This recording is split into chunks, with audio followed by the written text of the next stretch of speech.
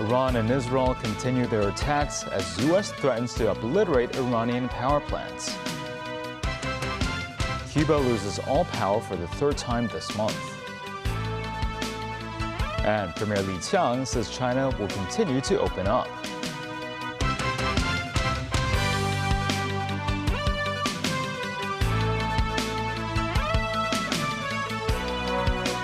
Good evening and welcome to TVB News.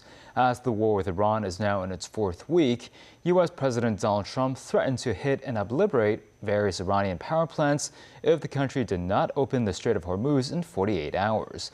The ultimatum came barely a day after he spoke about winding down the U.S. offensive. This as Iran launched a new wave of missile attacks on the cities in southern Israel, injuring dozens of people. Danny Zhou reports. In a social media post, Donald Trump stated that the U.S. would take out Iran's energy facilities, starting with the biggest one first. The freedom of navigation is not fully restored at the Strait of Hormuz within 48 hours. The strait carries around 1/5 of global oil and liquefied natural gas supplies. Tehran has effectively closed the choking point following the outbreak of the war, which sent global oil prices skyrocketing, but claims that the strait remains open to all shipping except vessels linked to Iran's enemies. In response to the post, Iran's armed forces on Sunday pledged to target the U.S. and its allies' critical infrastructure, including energy facilities, IT system, and desalination plants in the Gulf, if Trump carried out his threat. Admiral Brad Cooper, head of the U.S. Central Command, gave update on the Operation Epic Fury, noting the U.S. troops remain on plan to eliminate Iran's ability to project meaningful power outside its borders. My operational assessment continues to be Iran's combat capability is on a steady decline as our offensive strikes ramp up. We not only took out the facility, but also destroyed intelligence support sites and missile radar relays that were used to monitor ship movements. Iran's ability to threaten freedom of navigation in and around the Strait of Hormuz is degraded as a result, and we will not stop pursuing these targets. The civilian ports of Bushehr were also targeted by U.S.-Israeli fire, causing significant damage to the facilities and to passenger vessels. Video footage showed flames and smoke rising from the site on Saturday. An official Iranian news agency reported that the Natanz nuclear enrichment facility was shattered in an airstrike earlier Saturday, but there was no radiation leakage. On Saturday night, Tehran struck two communities in southern Israel not far from Israel's main nuclear research center, marking the first time that Iranian missiles penetrated Israel's air defense systems in the area. About 70 people were left with injuries in the city of Arad, where at least 10 apartment buildings were damaged. Rescue teams were conducting searches in the buildings to determine if there are additional victims. In the remote desert city of Dimona, authorities say more than 24 people were lightly injured. Israel's Prime Minister Benjamin Netanyahu admitted it was a very difficult evening in the campaign for their future. Iran's parliament speaker signaled on social media that the Israeli regime is operationally entering a new phase of the battle if it's unable to intercept missiles in the heavily protected Dimona area. Danny Zhou, TVB News. Egypt's President Abdel Fattah el-Sisi met with Saudi Arabia and Bahrain's leaders to discuss the escalating conflict in the Middle East. This as Gulf countries have reported more attacks from Iran. Meanwhile, Lebanon's Hezbollah group says its fighters have been engaged in ongoing clashes with Israeli forces in southern Lebanon. Trace Furness has more. An explosion and smoke rising from a border village in South Lebanon. Lebanon's Hezbollah group says its fighters were engaged in ongoing clashes with Israeli forces in the town of Qiyam in the Al-Jahir neighborhood, using light and medium weapons as well as rocket-propelled projectiles. The Iran-backed group said it was targeting Israeli military posts along the border. This is Egypt's President Abdel Fattah el-Sisi met with King Hamad bin Isa Al Khalifa of Bahrain in Manama to discuss the escalating conflict in the region, as Gulf countries have reported more attacks from Iran. The Egyptian president also met with Crown Prince Mohammed bin Salman of Saudi Arabia in Jeddah for discussions on the war. Saudi Arabia said it downed 20 Iranian drones over a couple of hours in the east of the country, home to major oil installations. In the Spanish capital, Madrid, left-wing and anti-capitalist groups, along with pro-Palestinian organizations, marched against the war in Iran Saturday. A few thousand people marched carrying banners reading "No to War," "Peace," NATO bases out of Spain, and "Down with Trump and Zionism." Spain's Prime Minister Pedro Sanchez has emerged as Europe's most consistent vocal critic of US President Donald Trump, drawing Trump's ire for refusing to allow the American military to stage operations for its attacks on Iran from Spanish military bases.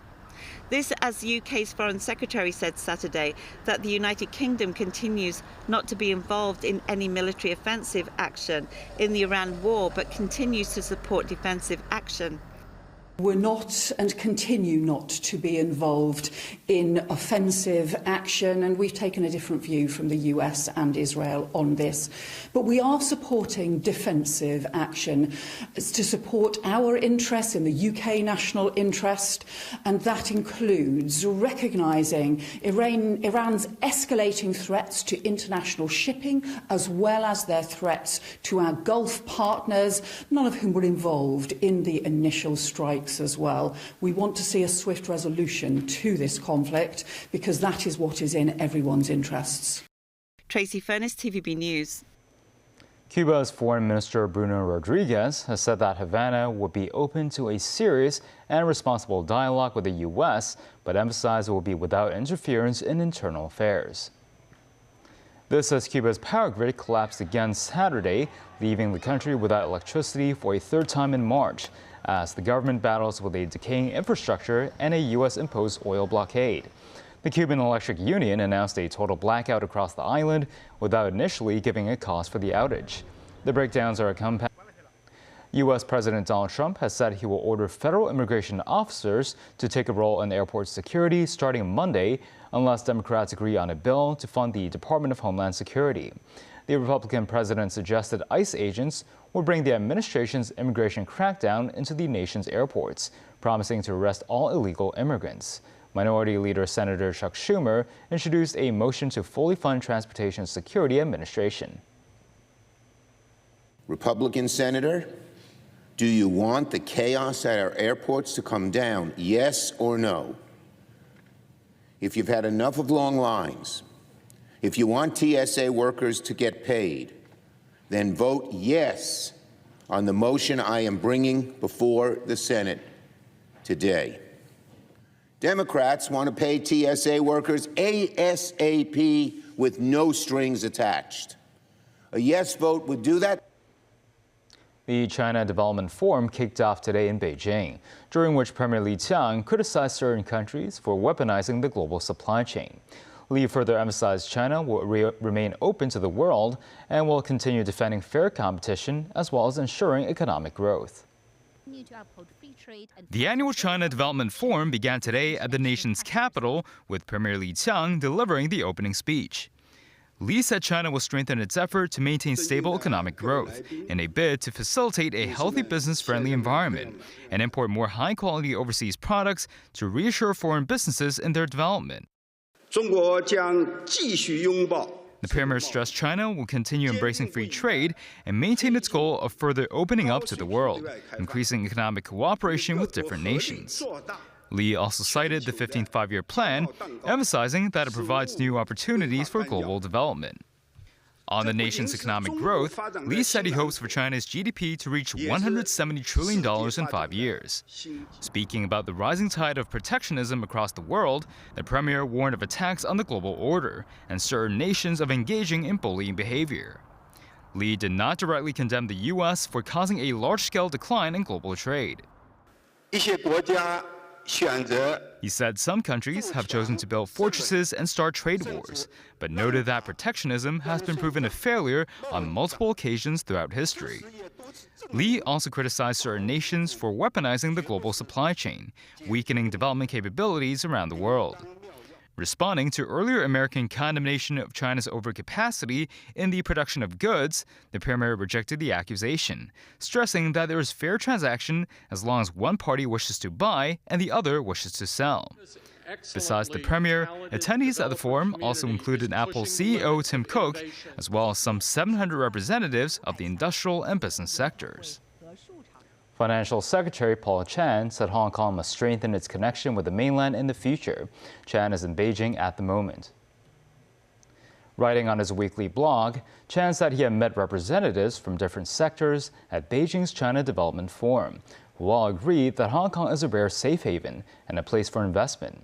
He said the SAR must enhance its development and show its unique advantages and opportunities amid the complicated geopolitical situation. When meeting with a group of foreign business executives in Beijing, Vice Premier He Lifeng pledged China will unswervingly expand high-standard opening up and pursue high-quality development in the 15th five-year plan period. He says such efforts will create wider market opportunities for multinational corporations. The talks took place at the Diaoyutai State Guesthouse on Saturday.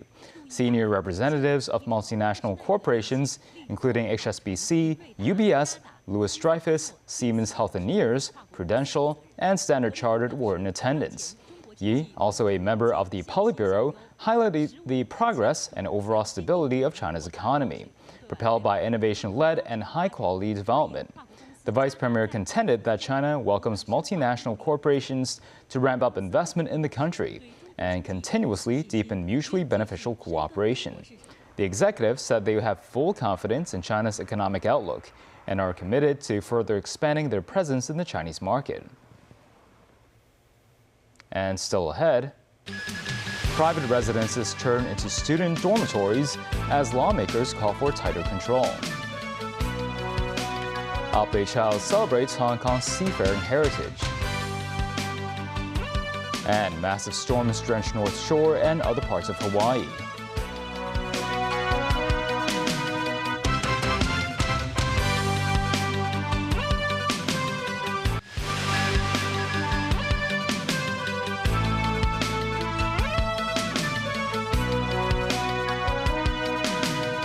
Welcome back. TVB News found several private residences have been modified into dormitories housing mainland secondary students studying in Hong Kong, with each unit charging a monthly rent of over $10,000.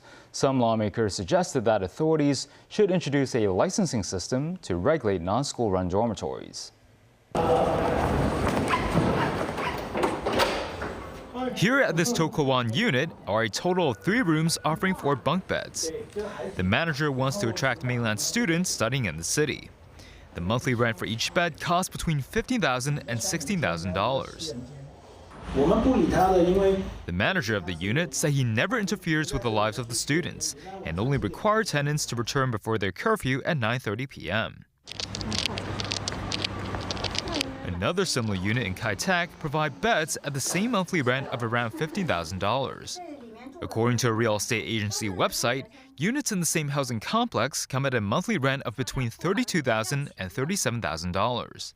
That means the manager of the unit could receive up to $120,000 in monthly bed rentals alone if all 8 beds are occupied. The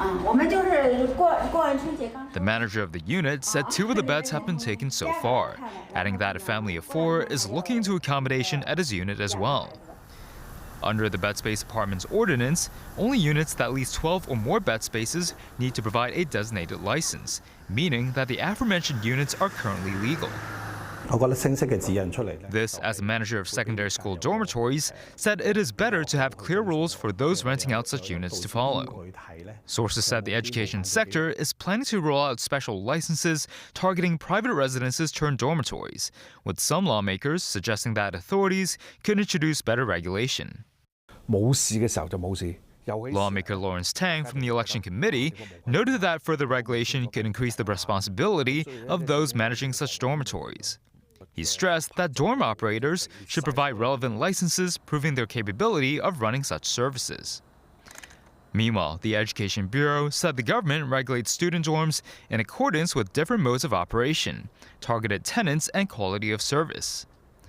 The Bureau further said it will take legal action against those suspected of operating such sites illegally. The independent committee investigating the Tai Po fire will hear the testimony of witnesses on Tuesday. The committee completed its opening submission last Friday. The first 2 public hearings for the Tai Po blaze tragedy took place in Central on Thursday and Friday. While the upcoming hearing is scheduled on Tuesday, the committee has not revealed the list of witnesses who would present at the testimony. But Victor Dawes, senior counsel of the committee, said 2 directors of Prestige Construction and Engineering The contractor of Wangfu Court had only submitted written testimony and refused to attend the hearings. Chief Executive John Lee earlier said that the government would exercise legal authority on anyone who tries to flee from responsibility. High-speed rail has begun pre-selling tickets for next month's Qingming and Easter holidays. Tickets for the first 2 days have already sold out for some popular destinations. Some travel agencies have not been allocated tickets, and as a result, the itineraries of certain tour groups have been affected. Mo Sinai has more. With less than 2 weeks to go before the holidays, some passengers have gone to the West Kowloon high-speed rail station to try to buy tickets. One passenger said he couldn't get tickets online and had to come to the station because too many people were traveling. Another passenger said she originally planned to buy tickets on her phone, but the app showed many trains were already full, so she made a special trip to the station to purchase tickets. On China Railway's 12306 website, tickets are generally sold up to 15 days in advance.